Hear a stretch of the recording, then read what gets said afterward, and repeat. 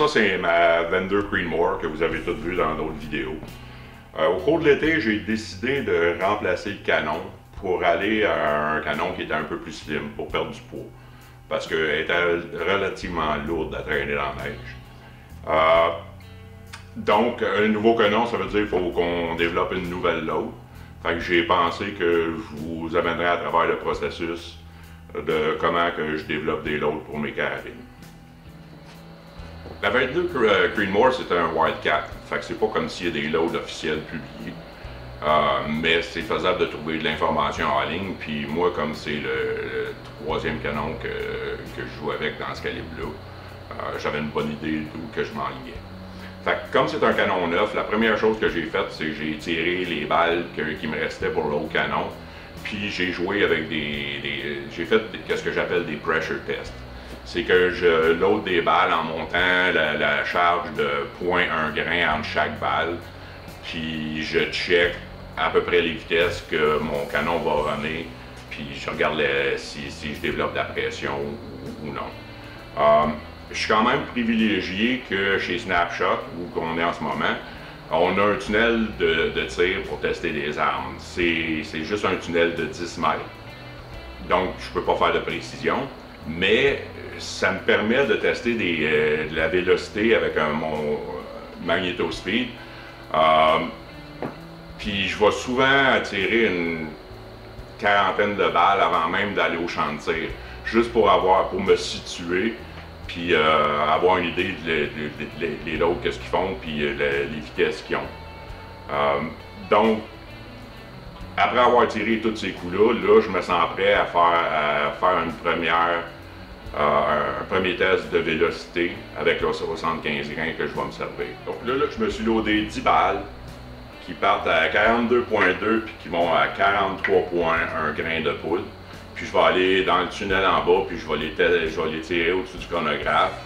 Puis on va voir, après ça, on va analyser les résultats, puis voir si on a trouvé quelque chose d'intéressant. Fait qu'on s'en va faire ça, puis on va finir.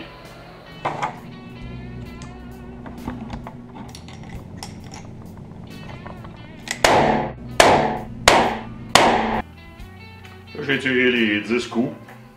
Mes vélocités ont été de 3401 le minimum, puis le maximum c'est 3462.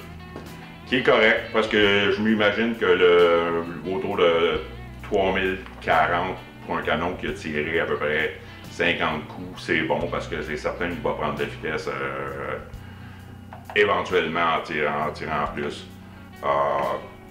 Fait qu'on va probablement runner avec ces loads-là. Là, on va s'en aller sur mon ordinateur, puis je vais vous montrer comment configure la load qu'on va servir pour cette carabine-là. Bon, ça c'est mon reloading log. Je l'ai fait sur un fichier Excel. C'est là-dessus que je garde toutes mes données. Là, on est sur la table de Vendor Creedmoor, puis on est sur le nouveau canon. Ça ici, c'est les balles que j'ai tirées avant le test d'aujourd'hui, qui étaient mes vieilles loads. Puis un test de vélocité que j'ai fait avec du 80 grains Burger VLD. Le test qui nous importe, c'est celui-là ici, parce que c'est le pion que je veux tirer, c'est du 75 grains VLD. La poudre que je m'achète, c'est de la 43,50. Le primer, c'est du Wolf. Puis ça, c'est les charges que j'ai tirées aujourd'hui. On va zoomer un peu là-dessus. Ça, c'est les vélocités que ça a donné. C'est pas aussi smooth que je voudrais, mais c'est un canon neuf, fait qu'il faut s'attendre à avoir des petites affaires qui sont pas exactement parfaites. Mais si on regarde ça, ça a commencé à 34,27, après ça, ça a descendu à 34,01, 34,10. Si je regarde la load de 42,4 à 34,01, puis que je remonte dans mes tests que j'ai fait avec du 80 grains, 42.4 me donnait 3415. Fait que ça me donne une bonne idée que ça, c'est un bon chiffre pour le 42.4. Le premier jump que j'ai après, il est ici. Ça va passer de 10 à 53, 62, 41, 60, 45 puis 62. Fait que c'est clair qu'il y a quelque chose qui se passe d'intéressant ici parce qu'on joue à peu près de 20 pieds secondes sur 5 loads différents. Fait que pour moi, si je regarde ça, c'est la 42.7 que je vais prendre. Fait que là, la prochaine étape, c'est de loader des balles à 42.7 pour voir comment ça tire. J'ai un base to ogive, ça veut dire que la mesure entre la base de ma cartouche et l'ogive de mon plomb, c'est 2.085. Ça veut dire que je vais loader 3 balles à 2.085. Je vais en loader 15. On va le faire tout de suite.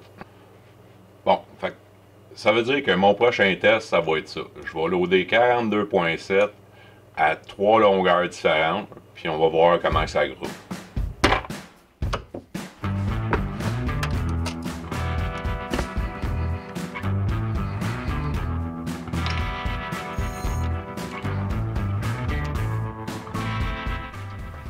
Fait que les tests de tir avec les 3 loads que j'avais loadés, ça a donné ce target-là. En fait, je n'avais loadé 15 parce que j'avais besoin de faire le zéro de ma carabine.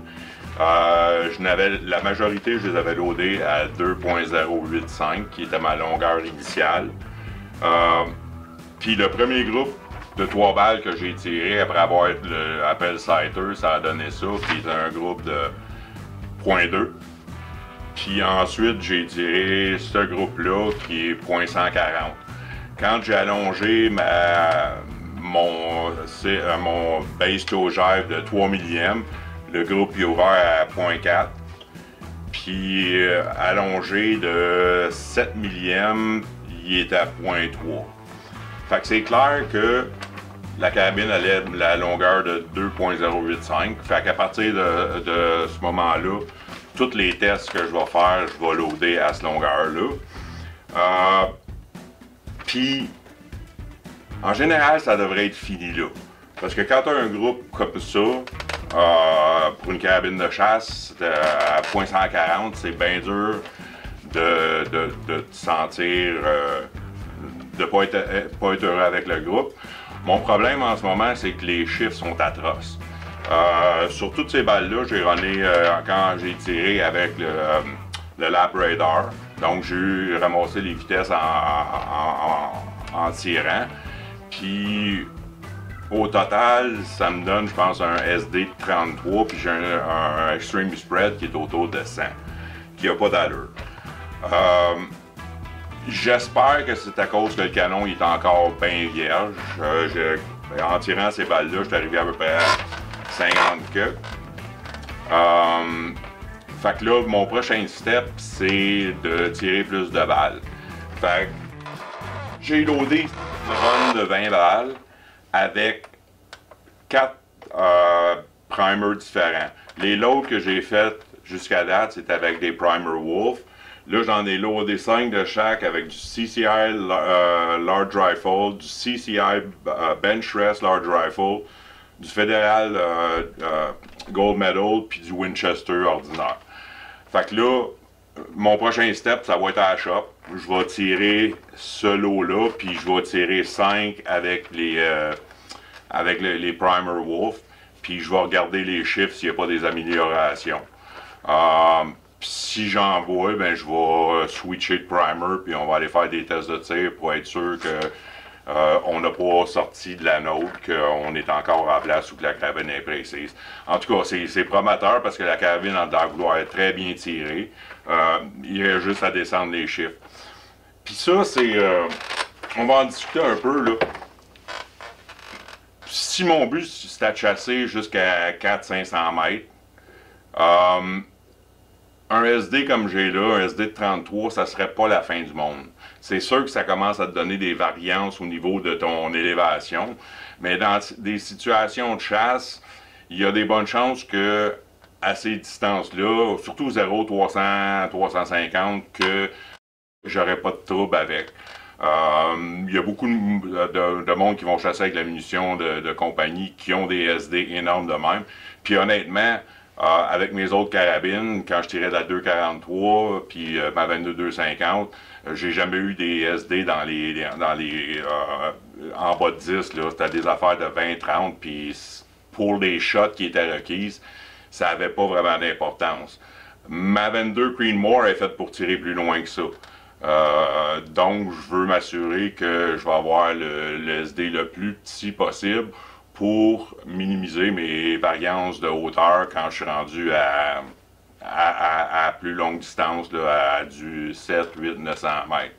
Fait que c'est ça le prochain step dans le développement de la load de cette carabine-là, c'est de tester des primers puis d'essayer de mettre des balles dans le canon pour qu'il veuille se stabiliser.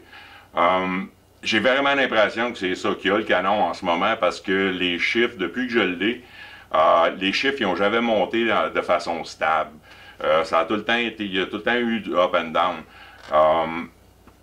Les benchmarks que j'ai plus d'expérience avec, puis j'en ai eu plus, bien souvent après 15 balles, tu vas faire un test de pression, puis tu vas avoir une courbe qui est bien égale, puis les nôtres vont être faciles à identifier. Avec ce canon-là, ça l'est moins. Je pense pas que c'est un moins bon canon. Quand il donne un groupe de .140, comme je disais tantôt, c'est sûr que le canon, il montre qu'il veut tirer. Fait que ça va être juste de peaufiner la load. Si les primers font pas l'effet que je veux, mais après ça, je vais peut-être commencer à jouer de 0.1 grain de poudre de plus ou de moins pour essayer de voir si les chiffres s'améliorent pas. Mais c'est ça, pour cette carabine-là, en ce moment, c'est là qu'on en est rendu. Puis, je me rends compte que la technique que je suis en train de vous montrer, c'est quand même une technique avancée. Ça prend de l'équipement, ça prend un chronographe, ça prend... C'est pas nécessairement une technique qui s'applique à tout le monde, qui s'applique à toutes les situations, puis surtout pas à du monde qui commence à reloader, puis ils n'ont pas nécessairement tout l'équipement qu'un gars qui fait ça depuis des années comme moi va avoir. Donc, dernièrement, j'ai mis la main sur une Winchester modèle 70 Pre-64 en 300 HH Magnum. Moi, je suis un gros fan des Winchester des modèles 70 Pre-64. Puis, ça a été une chance d'en ramasser une qui est en bon état, original. Les deux miennes sont customisées à l'os. Fait que là, il faut que je développe une load pour ce calibre-là. Puis, on va en profiter pour le montrer de la façon plus traditionnelle, comme j'ai tout le temps fait avant d'avoir un bon chronographe. Fait qu'on se basera même pas du chronographe, on va se baser sur les données que je peux trouver sur l'Internet. Puis on va essayer de développer une load qui tient bien pour cette carabine-là qui a une 50aine d'années au moins. Puis on va voir qu'est-ce que ça donne. Puis là, je vais expliquer un peu ma philosophie au niveau de la poudre. Je sais pas, je n'ai déjà parlé. Mais il y a plein de compagnies, il y a de très bonnes poudres qui sont faites par toutes les compagnies. Mais à un moment donné, il y a des années, quand je me suis remis dans le reloading pour la carabine, j'ai décidé de me concentrer puis d'utiliser majoritairement juste des poudres Ogden. Puis là, je suis rendu que tous mes calibres à moi, c'est juste sur des poudres Ogden, puis je suis en train même de rapetisser ça pour que tous mes calibres runnent sur 2 ou 3 poudres au lieu d'avoir une vingtaine de différentes cannes de poudre pour tous les différents calibres que j'ai. Puis ça amène que quand je développe une load de façon traditionnelle, la première place que je vais aller, c'est sur le site de Ogden Reloading, puis je vais regarder quelles poudres de Ogden ils sont bonnes pour le calibre. Dans le cas de la 300 H&H, c'est un vieux calibre. J'aurais 3 poudres que je pourrais me servir. J'ai de la 4350 qui serait une bonne poudre. J'ai la 4831 SC qui est aussi une bonne poudre pour ça. Puis je pense que je pourrais peut-être me servir de la H1000, mais je ne suis pas certain. Mais en tout cas, pour cette carabine-là, j'ai décidé que je vais jouer avec la 4831 SC. Fait que là, je vais vous emmener à mon ordinateur, puis je vais vous expliquer comment je m'y prends pour développer une load de cette façon-là. Bon, Ici, on se trouve sur le site ogdenreloading.com. C'est ici que je viens chercher l'information pour mes loads de carabine. On va choisir les carabines, puis là, on va aller choisir le calibre qui est 300 HH. 300 HH Magnum. Là, il nous demande le poids du boulet. J'ai des Burger 175 grains Tactical qui traînaient. Il m'en reste une boîte. Fait que c'est ça qu'on va loader dans ce carabine-là pour commencer. Comme ici, j'ai un choix entre 165 et 180. Je vais choisir le 165. Puis je vais ajouter la load en conséquence. Je peux mettre le 180 aussi, mais le 180, les seuls loads qu'ils ont, c'est avec la poudre IMR. Puis comme je m'en sers pas, l'information qui est là est inutile. Fait que là, on va y aller avec le 165. Ogden, puis on a dit 48-31. Update data. C'est ça que ça me donne. La load de départ, c'est 71.1.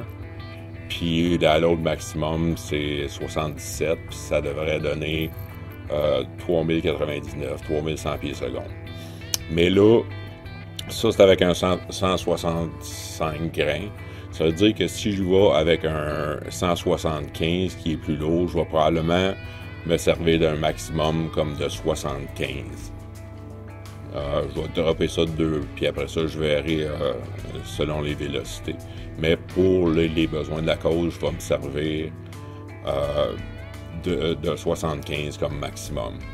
Là, je vais vous montrer quelque chose, parce que vu que la 300 HH, c'est pas un calibre populaire, quand on arrive pour choisir le nombre de poudres, c'est limité. Admettons que là, on va aller chercher quelque chose de bien qui ressemble bien gros. On va aller chercher la 300 Winchester Magnum.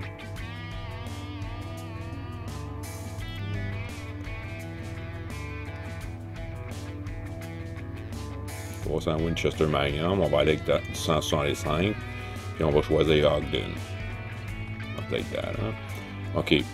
Là, on se rend compte que j'ai beaucoup plus de choix de poudres qui sont ouverts à moi.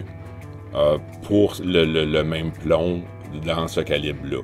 Puis si j'avais à choisir une load pour un calibre comme ça, où j'ai beaucoup de choix, comment que je baserais mon choix? La première chose que je ferais, c'est que je m'assurerais que la poudre que je veux choisir, c'est une Ogden Extreme. Les Ogden Extreme, c'est les poudres en bâton, puis c'est elles qui sont les plus stables au niveau des changements de température. Puis c'est là-dessus que je me concentre. Ça veut dire que dans le cas ici, si je retourne, je vais retourner en haut, puis la H1000, c'est une extrême, la H4350, c'en est une, la 4831, la 4895, la Varget en sont. Fait que là, je vais faire Update Data. Puis là, ça, c'est les poudres qui seraient offertes à moi. Si j'enlève la Varget puis la H48 95 que j'ai pas le goût de me servir pour un calibre comme ça parce que je les trouve trop rapides. Je vais updater mon data, puis là, il me reste 3 poudres à choisir, puis que ça s'adonne avec les 3 poudres que j'ai en stock. Puis là, après ça, je regarderai les vélocités. Quand c'est pour la chasse, moi, automatiquement, j'irai avec la vélocité la plus haute. Dans le cas ici, c'est avec 84 grains de H1000. Ça veut dire que je commencerais, ça serait mon maximum de la load à aller chercher avec ce calibre-là, puis je commencerai mes tests plus bas.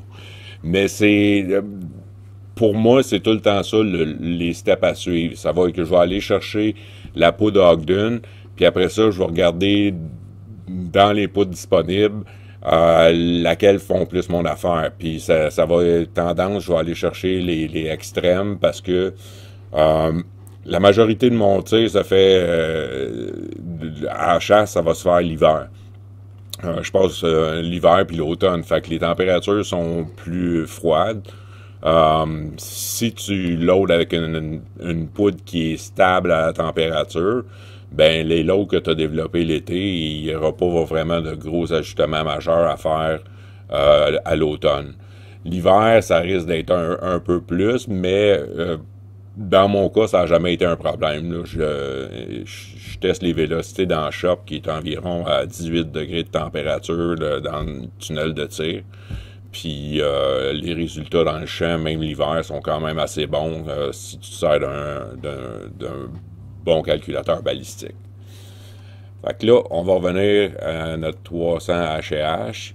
Puis c'est ça. Fait que là, si on considère que 77 à 75, ça va être notre maximum, on va transférer le programme, puis on va regarder comment on va faire notre load. L'autre chose à porter attention avec, c'est le COL, la longueur totale de la balle. Ici, il me donne 3.560. Puis je vais avoir tendance à un calibre nouveau, puis un calibre que j'ai jamais fait de balle avec. Je vais avoir tendance à commencer avec les longueurs qui donnent ici, là, ou à peu près. Parce que en général, c'est une longueur qui va filer dans toutes les chances SAMI. Puis c'est un bon starting point là, pour commencer vos développements de load.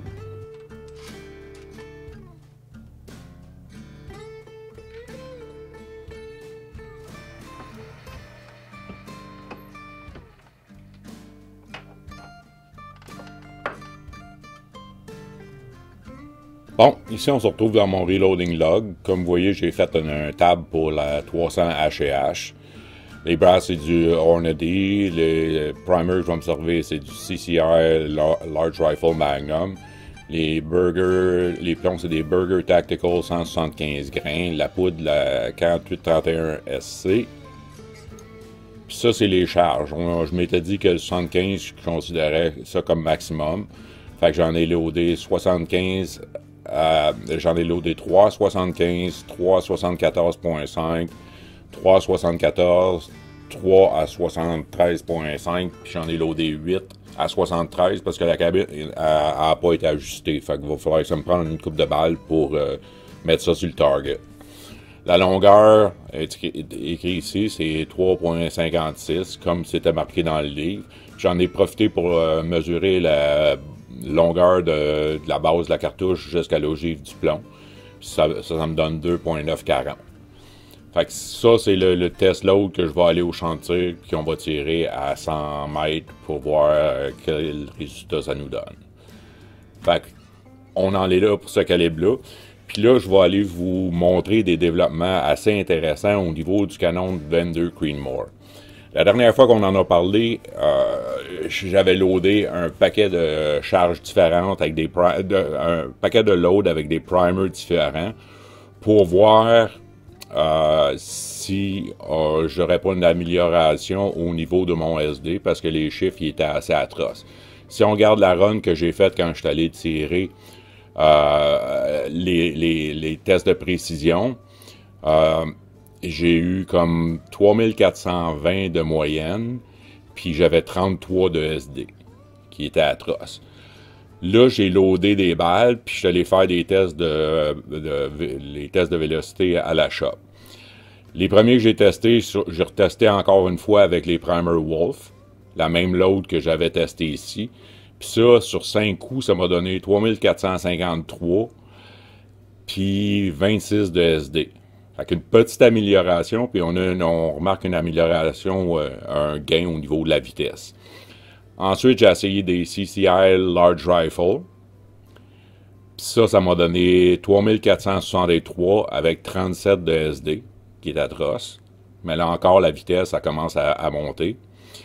CCI BR, Large Rifle, c'est avec les Primer Bench Rest. 3429 puis 26 de SD. Fait que les autres, j'ai eu une baisse de vélocité, puis le SD est encore atroce. Les Federal Gold Medal, ça m'a donné 3464 avec 18 de SD. Donc là, il y a une belle petite amélioration SD. Là, c'est encore loin de ce que je veux. Mais au moins, je voyais qu'il y avait quelque chose qui se plaçait. Ensuite, j'ai essayé des primers Winchester Large Rifle. Ça m'a donné 3468 avec 26 de SD. Comme là, on voit que les vitesses, ils ont commencé à monter, puis on a bien du 3463. Puis, rendu à ce point-là, qui était comme un autre 20 balles de plus, j'ai décidé de retester la même load avec les Wolf. Puis là, soudainement, je me retrouve avec 3482 de moyenne, puis 10 de SD. Les chiffres se sont tous placés. Puis j'ai rien d'autre changé que mettre 25 balles de plus dans le canon. Puis là, pour être sûr que c'était pas un flou, puis c'était pas à cause que je venais de tirer comme 25 coups dans le canon puis qu'il était un peu chaud, j'ai attendu 24 heures, je suis retourné ce matin, puis 5 balles m'ont encore donné 3486 avec 9.9 de SD, comme 10 de SD. Donc, la seule façon que je peux expliquer ce qui vient de se passer, c'est que le canon, il s'est seté. C'est assez dramatique comment c'est arrivé, que la même load passe de 33 à 10 en l'espace de 25 balles. Mais ça arrive, tu vois, là, en ce moment, le canon, il est rendu à 96 balles. En fait, il est rendu à 91 balles, parce que j'en ai 5 de pas tirer. Ça veut dire que ce canon-là, ça y a pris autour de juste en bas de 100 balles pour se placer. Parce que là, ces deux tests-là qui sont arrivés avec 24 heures de différence puis qui me donnent les mêmes chiffres, ça me rend bien en confiance que ça jouera plus bien gros. Là. J'ai l'impression que je vais peut-être encore monter un peu, peut-être me rendre à 3500, mais là, les chiffres que j'ai en ce moment, c'est en masse bon pour aller à la chasse, puis comme ce canon-là, c'est pas un canon de tir, il y a des bonnes chances que ça change pas bien gros de toute la saison. Fait qu'au niveau de la 22 Creedmoor, on a fini le développement de la load en ce qui me concerne. Je vais aller retirer un autre gars pour être sûr que tout est beau, mais c'est la même load qui a tiré dans point, les deux groupes en dedans de point 2. Fait que j'ai bien confiance que c'était juste une question que le canon, il avait besoin de se placer. Fait que that's it pour la 22 Creedmoor, puis il reste à voir qu'est-ce que la 300 H&H va donner quand on va aller tirer ça sur des cibles.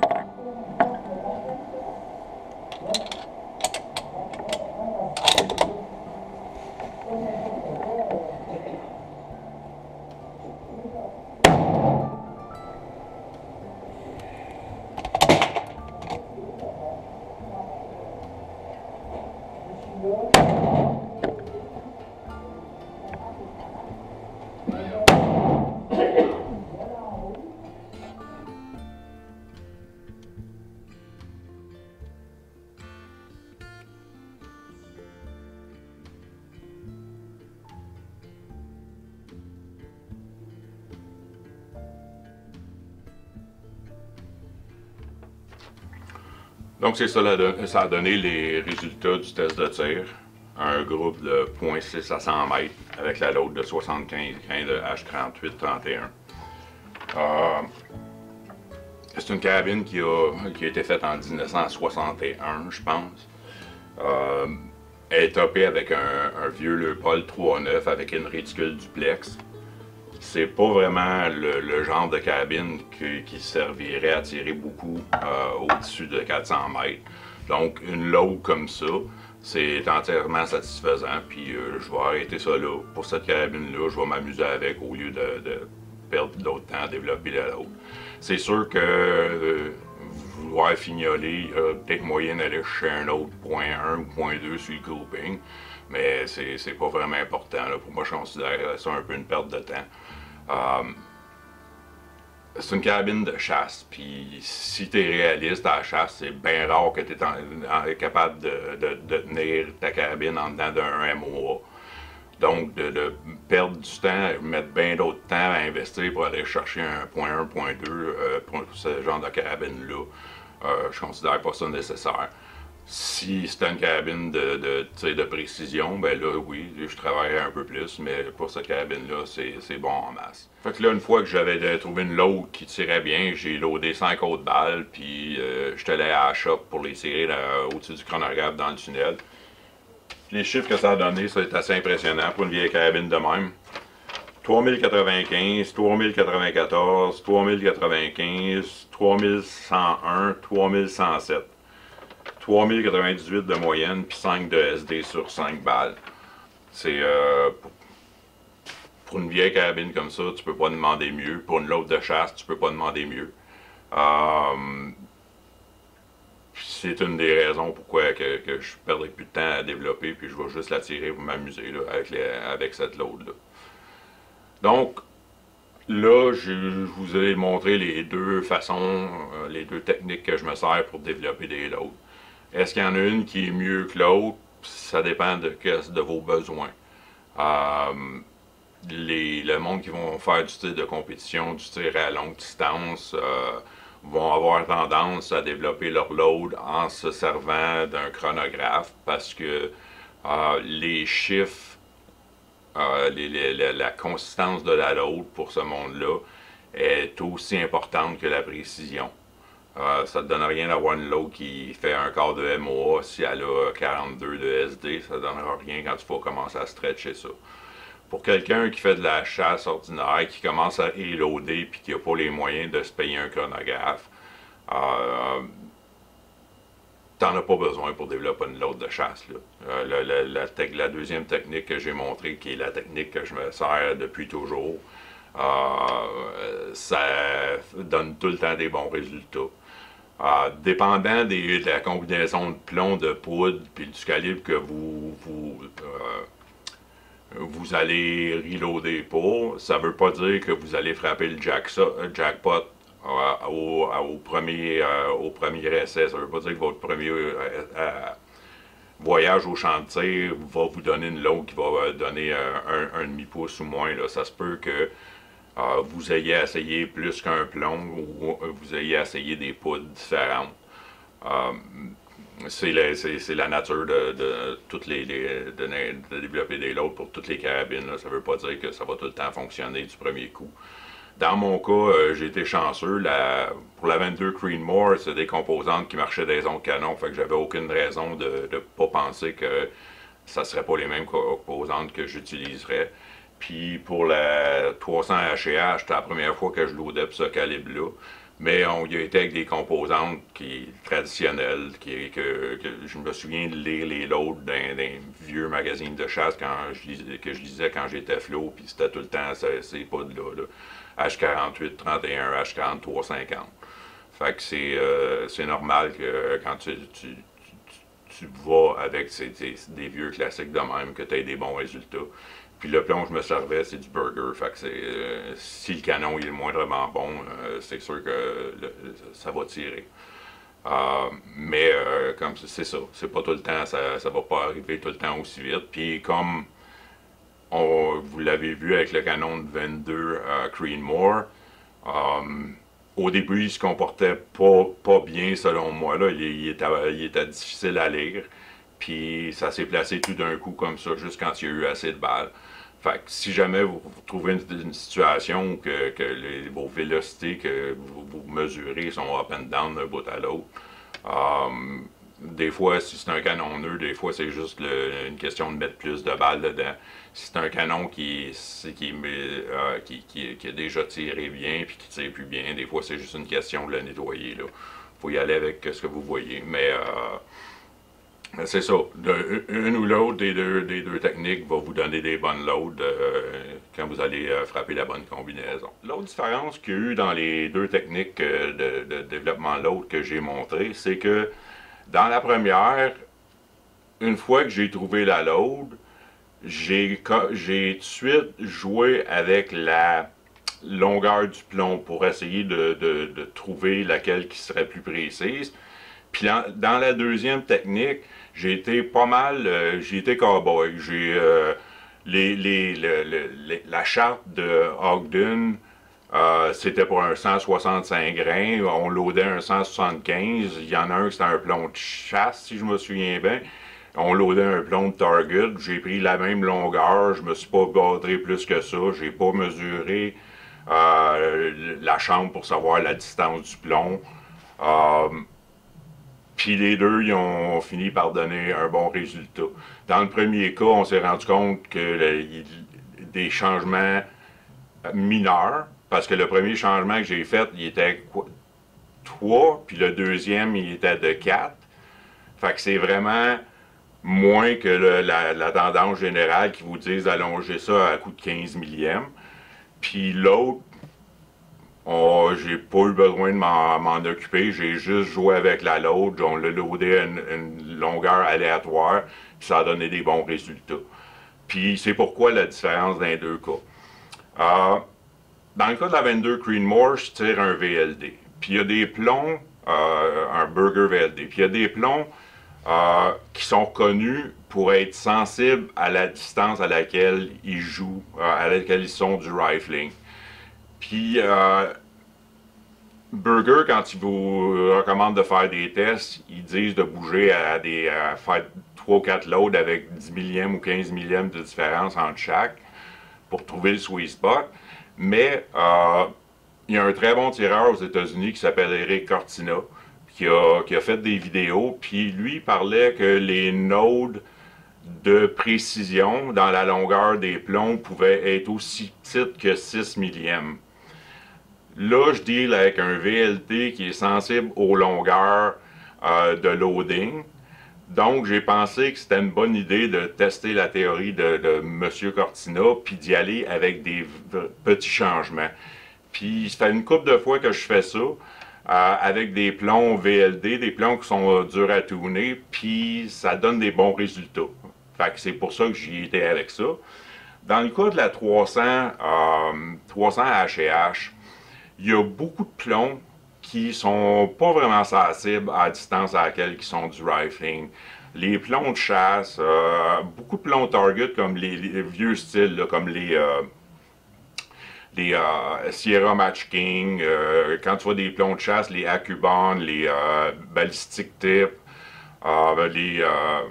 les partitions, c'est pas vraiment sensible à la profondeur auquel tu sais.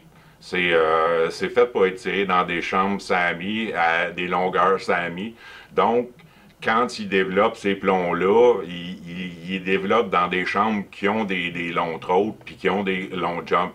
Fait que ça rend que pour ces plombs-là, c'est plus ou moins important. Puis c'est pour ça que dans le cas de la 300 H&H, j'en ai pas fait un cas. On pourrait essayer de commencer à faire des longueurs des tests de longueur, voir si ça change, mais comme j'ai dit tantôt, pour les besoins de la carabine, c'est pas vraiment important. Puis, pour être bien franc, quand je suis allé tirer avec ça, au bout de 25 coups, une 300 Magnum sans muzzle brake, je n'avais en masse. Fait que de commencer à passer des heures à tirer ça pour essayer d'avoir des gains minimes de précision, c'est pour ça que je trouve que c'est pas nécessaire.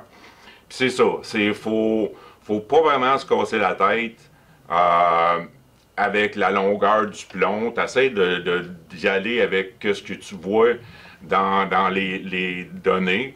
Puis c'est juste si tu trouves pas une load qui tire bien, là tu commences à faire des changements. Mais quand au début, la meilleure façon, c'est de loader à la longueur qu'ils te donnent dans le manuel, puis d'y aller avec ça, parce que tu considères que eux, quand ils ont fait leur test, c'était dans des chambres qui étaient probablement une chambre de SAMI. Si tu as une chambre custom avec un throat custom, mais là c'est différent, mais la plupart du monde qui sont rendus à ce point-là, ben, ils savent comment ajuster la longueur du plomb. Fait que c'est ça que j'avais à dire en ce qui concerne la longueur de seating du plomb. Puis pour ceux qui ne connaissent pas ça, il y a deux façons de la mesurer.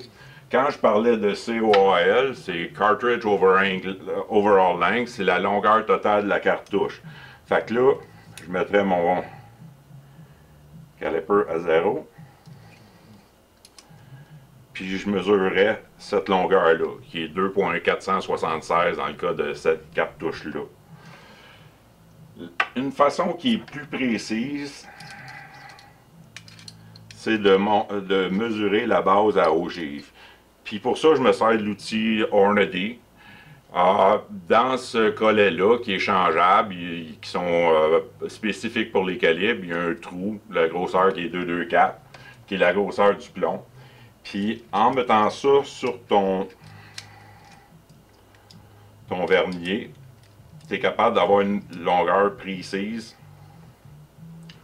de la base à ogive qu'on appelle, qui est cette longueur-là, qui est la longueur entre la base de ta cartouche à l'ogive de ton plomb. Ça a tendance à donner une longueur plus précise, puis je l'ai appris à mes dépens, là. Quand j'ai commencé à loader pour ma 22 BR, je mesurais encore COAL, la longueur totale. Puis quand j'ai mesuré les balles loadées, c'était vraiment laid. J'avais comme 16 millièmes de différence. Un de mes chums, il m'a dit mesure-les base to ogive, voir que ça a l'air. Quand j'ai mesuré base to ogive, les chiffres étaient tous les mêmes. Fait que c'était. Puis la base to ogive, c'est plus important parce que c'est là c'est ça qui mesure le point de contact entre le plomb et le canon. Fait que ça veut dire que la place où que mon seater il accotait le plomb pour la cire jusqu'au devant, il y a des grosses variantes dans ce plomb-là, puis j'aime vraiment pas ça. Mais ça tire comme ça met toutes les balles dans le même trou, puis je l'ai testé en compétition, puis ça tire loin. Fait que j'ai lâché de m'en faire pour ça. Mais depuis ce temps-là, je mesure toutes mes cartouches base to ogive parce que je pense que ça te donne une mesure plus précise, puis ça permet de compenser pour les différences au niveau de l'ogive quand ils forment les plombs pour différents lots, quand ils changent les moules. Pas les moules, mais les presses. Fait que depuis ce temps-là, je me sers de la base to ogive. Mais là encore, si pour la 300 HEA, j'ai fait la longueur totale, c'est à partir de ça que je me suis basé parce que je savais pas où est le trot là-dessus. Puis ça a donné des bons résultats. Fait que c'est pas nécessaire d'avoir les outils, mais quand tu es rendu à un certain niveau puis tu veux avoir des mesures plus précises, ben les petits kits Hornady font une très bonne job puis c'est quand même pas si cher que ça à acheter. Fait que c'est ça qu'il y en est pour la longueur des cartouches. Puis pourquoi je m'y suis pris de même pas dans les deux situations qu'on délai avec. La dernière chose qu'on va couvrir, c'est la vélocité. Puis qu'est-ce que tu fais quand tu n'as pas accès à un chronographe? Dans la deuxième méthode, une fois que j'ai trouvé la log qui tirait, je l'ai chronographé. Mais qu'est-ce que j'aurais fait si j'avais pas eu accès à un chronographe? Vu que je me suis basé sur les données de Ogden, on va commencer par là. Selon Ogden, avec 77 grains de H4831, un 165 grains, un plomb de 165 grains, devrait sortir à 3100 pieds secondes dans un canon de 24 pouces. Dans notre cas, on a baissé ça de 2 grains, donc on a servi de 75 grains comme maximum. Puis on a monté le poids du plomb à 175, donc 10 grains de plus. Puis le canon, il y a 2 pouces de plus. Logiquement, moi, j'irais comme ça. Je pars de mon 3100. Mon 175 grains, il est plus lourd. Il devrait rouler plus lent. Fait que je me dirais un 50 à 100 pieds plus lent.